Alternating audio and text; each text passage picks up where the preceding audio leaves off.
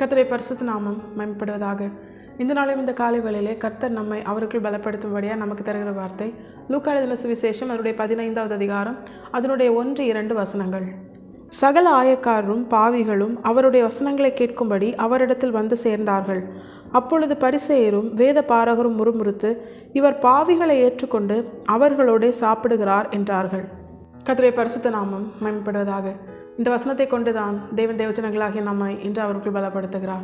பாவிகளை ரட்சிக்கவே கிறிஸ்து இயேசு உலகத்தில் வந்தார் என்கிற வசனத்தை நிறைவேற்றும்படியாய் ஆண்டவராகிய இயேசு கிறிஸ்து மனுஷ சாயலாய், அடிமையின் சாயலாய், தம்முடைய இரத்தத்தினால் மனு குலத்தை மீட்கும்படியாய், பாவிகளை நீதிமான்களாக்கும்படியாய், தம்முடையவர்களாய் மாற்றும்படியாய் அவர் இறங்கி வந்து அந்த வசனத்தின் நிறைவேறுதலாய் அவர் ஆயக்காரரோடும் பாவிகள் எனப்பட்ட மற்ற ஜனங்களோடும் அவர் போஜனம் பண்ணும்படி அந்த இடத்திலே அமர்ந்திருக்கிறதை இதனுடைய முதல் வசனம் அதை தான் காண்பிக்கிறது.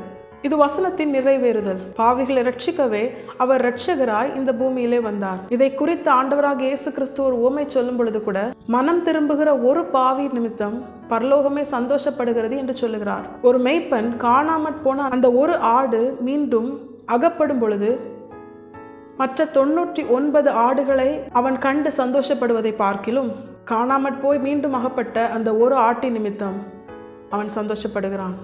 தேவஜனங்களாகிய நம்முடைய வாழ்க்கையில் அப்படித்தான். பரலோகமே நாம் பாவிகளாக இருக்கும் பொழுது அல்ல, பாவத்திலிருந்த நாம் நம்முடைய ஆண்டவராகிய இயேசு கிறிஸ்துவினால் மீட்கப்பட்டு அவருடைய இரத்தத்தினால் கழுவப்பட்டு ரட்சிப்பை பெற்றுக்கொண்ட பொழுதுதான், நம்மை மீண்டும் நம்முடைய தேவன் கண்டுபிடித்து அவருடையதாய் மாற்றிக்கொண்ட பொழுதுதான் பரலோகமே சந்தோஷப்பட்டது என்று வேதம் காண்பிக்கிறது. இந்த இடத்துல இன்னொரு கூட்டத்தையும் தேவன் நமக்கு காண்பித்து தருகிறார். அவர்கள்தான் வேத பாரகரும் பரிசேயரும். இவர்கள் வேதத்தை நன்றாய் அறிந்திருந்தும் அவங்க என்ன பண்ணுறாங்க? வசனத்தின் நிறைவேறுதலை கண்டு அவங்க முறுமுறுக்கிறாங்க. தேவஜனங்களாகிய நமக்கு தேவன் இந்த காரியத்திலிருந்து ஒரு பிரதானமான காரியத்தை எச்சரித்து உணர்த்துகிறார். இங்கே வேத பாரகரும் பரிசேயரும் வசனத்தை, பிரமாணங்களை நன்றாய் கற்றறிந்தவர்கள், அதை மற்றவர்களுக்கு கற்றுக் கொடுக்கிறவர்கள். அப்படி இருந்தும் அவர்கள் வசனத்தின் நிறைவேறுதலை கண்டு ஆண்டவராக இயேசு கிறிஸ்து ஆயக்காரரோடும் பாவிகளோடும் அமர்ந்து போஜனம் பண்ணுகிறதை கண்டு அவங்க முறுமுறுக்கிறாங்க. இதுல இருந்து என்ன தெரியுது? வசனத்தை வெறும் வார்த்தையாய் நாம் மனப்பாடம் பண்றதுனால ஒரு பிரயோஜனமும் இல்லை. எவன் ஒருவன் வசனத்தை வெறும் வார்த்தையாய், எழுத்துக்களாய், ஒரு கதையாய் மனப்பாடம் பண்ணுகிறானோ அவனுக்குள் அது கிரியை செய்யாது. அவன் எப்படி இருப்பான்? இந்த பரிசேயரை போல, இந்த வேத பாரகரை போல. ஆண்டவரே சில காரியங்களை நடப்பிக்கும் பொழுது அவன் முறுமுறுப்பான். ஆண்டவர் செய்வது வசனத்தின் நிறைவேறுதல். அவர் பாவிகளை ரட்சிக்கத்தான் வந்தார். ஆனால் இந்த காரியத்தை அவர்களால் ஏற்றுக்கொள்ள முடியவில்லை. ஏன் தெரியுமா? அவர்கள் வசனத்தை வெறும் வார்த்தைகளாய், எழுத்தாய் தனக்குள்ளே அவர்கள் மனப்பாடமாய் கற்றுக்கொண்டிருந்தார்களே தவிர அது அவர்களுக்குள் கிரியையாய், ஒரு உணர்வுள்ள ஒரு வாழ்க்கையாய் மாறவில்லை. அதற்கு காரணம் பரத்திலிருந்து அருளப்பட்ட பரிசுத்த ஆவியானவரின் உணர்த்துதல் அவர்களுக்கு இல்லை. தேவப்பிள்ளைகளாகிய நமக்கும் ஆண்டவர் அதை தான் கற்றுத்தருகிறார். வசனத்தை வெறும் வார்த்தைகளாய், ஒரு சம்பவமாய் நாம் அதை படித்து மனப்பாடம் பண்ணுறதுனால நம்முடைய வாழ்க்கையில் ஏதாவது பிரயோஜனம் இருக்குமா அப்படின்னு கேட்டால் நிச்சயமாக இருக்காது. தேவனே அந்த வசனத்தின் நிறைவேறுதலாய் சில காரியங்களை நம்முடைய வாழ்க்கையில் நம்மை சுற்றி அவர் நடப்பிக்கும் பொழுது, பரிசுத்த ஆவியானவரின் உணர்த்துதலோடு வார்த்தை நமக்குள் கிரியை செய்யாவிட்டால் நம்மால் அதை ஏற்றுக்கொள்ள முடியாது. நம்ம என்ன பண்ணுவோம்? இந்த பரிசேயரை போல, இந்த வேத பாரகரை போல கர்த்தருடைய கிரியைகளை கண்டும் நாம் முறுமுறுப்போம். இது ஒரு ஆபத்தான நிலையை காண்பிக்கிறது. இப்படிப்பட்ட பரிசேயரை குறித்தும் இப்படிப்பட்ட வேத பாரகரை குறித்தும் தான் ஆண்டவர் என்ன பண்ணுறாரு?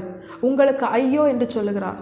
ஒரு மனுஷனுடைய வாழ்க்கையில் ஐயோ என்று சொல்லுகிற அப்படிப்பட்ட ஒரு நிலை ஒரு மிகுந்த வேதனையான ஒரு சூழ்நிலையை காண்பிக்கிறது.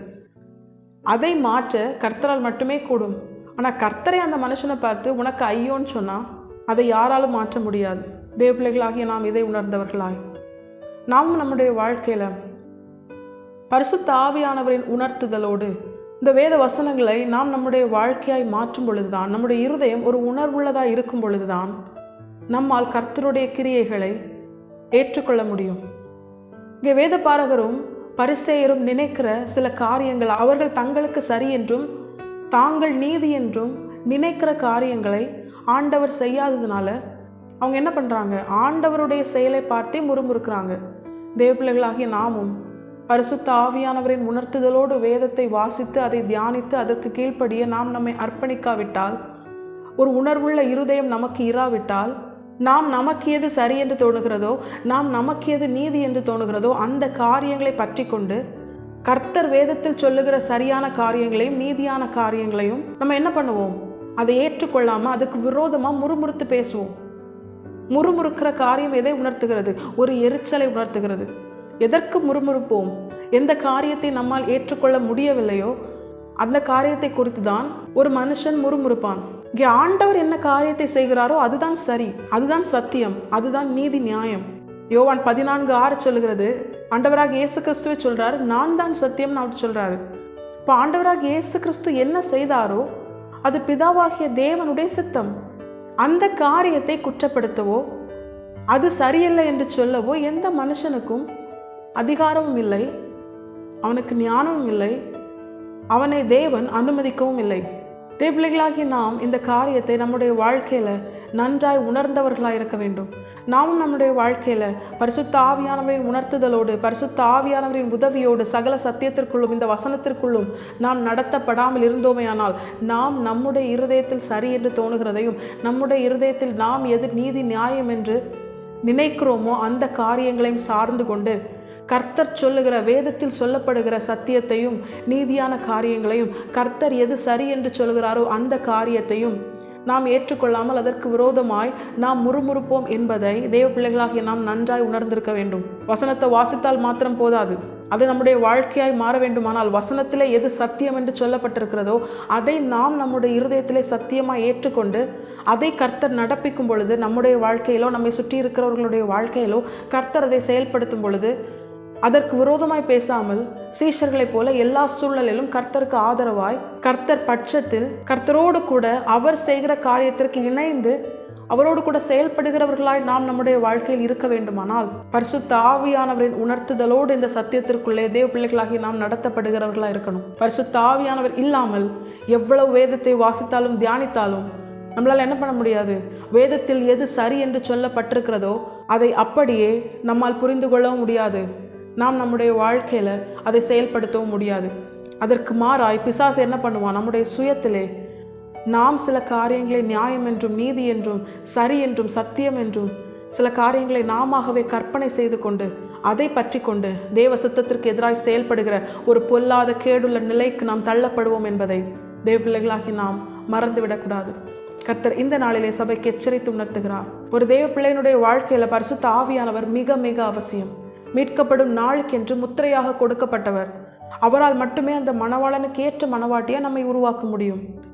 ஆண்டவராக இயேசு கிறிஸ்துவும் அதுதான் சொல்றாரு, நான் உங்களுக்கு சொன்ன எல்லா வார்த்தைகளையும் என் பிதாவாகிய தேவன் உங்களுக்கு கொடுக்க போகிற பரிசுத்த ஆவியானவர் உங்களுக்கு நினைப்பூட்டி அதற்குள்ளே உங்களை நடத்துவார், சகலத்தை குறித்து உங்களுக்கு கண்டித்து உணர்த்துவார். அப்படி பரிசுத்த ஆவியானவரின் உதவியோடு ஒருவன் வேத வசனத்திற்கு கீழ்ப்படிந்து அதை தன்னுடைய வாழ்க்கையாய் மாற்றும்படியாய் தன்னை அர்ப்பணிக்கும் பொழுது அவனுக்குள்ளே ஒரு உணர்வுள்ள இருதயத்தை பிதாவாகிய தேவன் உருவாக்கி அந்த இருதயம் தேவன் எதை சத்தியம் என்று சொல்கிறாரோ, தேவன் எதை சரி என்று சொல்கிறாரோ, தேவன் பார்வையில் எது நீதி நியாயமோ அதை அப்படியே ஏற்றுக்கொள்ளுகிற ஒரு நல்ல இருதயமாய் அவனுடைய இருதயம் தேவனால் மாற்றப்படும். நாம் நம்முடைய வாழ்க்கையில் நம்முடைய சுயத்தை அல்ல கர்த்தரையும் கர்த்தருடைய வார்த்தையும் சார்ந்து இருக்கும் பொழுது தேவன் தம்முடைய தயவுள்ள சித்தத்தின் பிரகாரமே அவர் தாமே நம்முடைய வாழ்க்கையில மகிமையான கிரியைகளை நடப்பித்து நம்மை கொண்டு அவருடைய கிரியைகளை மற்றவருடைய வாழ்க்கையிலும் அவர் செய்ய வல்லவரும் போதுமானவரும் உண்மை உள்ளவருமாயிருக்கிறார். பரிசுத்த ஆவியானவரின் உதவியோடு சகல சத்தியத்திற்குள்ளும் நடத்தப்பட்டு சுயத்தை சார்ந்திராமல் கர்த்தரையே சார்ந்திருப்போம். கர்த்தர் செய்வது எதுவோ அதுவே என்றென்றைக்கும் நிலைக்கும் என்பதை உணர்ந்து கர்த்தர் செய்கிற காரியம், வேதத்தில் சொல்லப்பட்ட காரியம் அதுவே சத்தியம், நாம் நினைப்பதல்ல, வேதத்தில் சொல்லப்பட்டதே சத்தியம், அதுவே நம்மை நித்திய ஜீவனிலே கொண்டு போய் சேர்க்கும் என்று உணர்ந்து நம்மை இந்த வசனத்திற்கு கீழ்ப்படிந்து வாழ முழுமையாக கர்த்தருடைய பாதத்தில் அர்ப்பணிப்போம். கர்த்தர் தாமே இந்த வசனத்தை கேட்டு நம் அனைவரையும் ஆசீர்வதித்து வழிநடத்துவாராக. கர்த்தருடைய பரிசுத்த நாமம் மட்டுமே மகிமைப்படுவதாக. மாராநாதா, இயேசு வருகிறார். ஆயத்தமாகவும் பிறரை ஆயத்தப்படுத்துவோம். ஆமென்.